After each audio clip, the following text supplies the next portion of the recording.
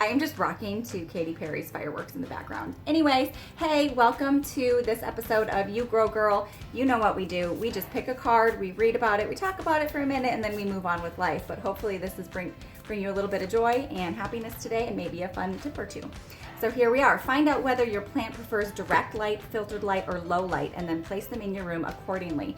Yes, this is like the fundamental plant tip, right? So I had to learn a little bit about direct light and indirect light because I always just kind of thought, well, low light, high light doesn't really matter. It does matter. Some plants can only tolerate filtered light, meaning they want a lot of it, but they may want a lot of it, but it has to be filtered. It can't be direct on their leaves because they'll get sunburn and it will be disastrous, right?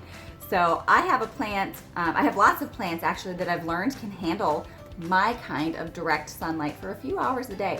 I have a few Sansevierias, like my Moonshine, that actually advertise themselves as low light tolerant plants, but it does really well in my eastern facing window all summer long.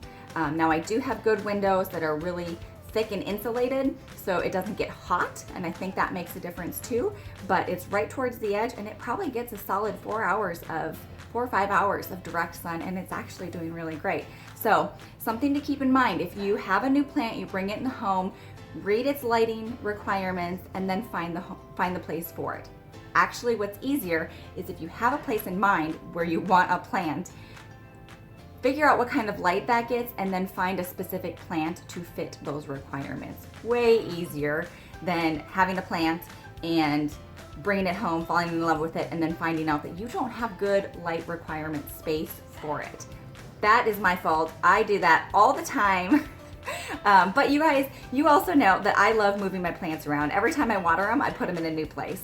So sometimes they get lower light than they really want, but then I know next time I water it, I'm going to put it in a place that it gets more light. And I think some plants are a little bit fussier when it comes to moving them around and changing up their light requirements, but as long as it lives, I don't really care. I still like decorating with my house plants, and I think it kind of changes things around a little bit. So as always, thank you for tuning in. You Grow Girl. We'll see you in the next video.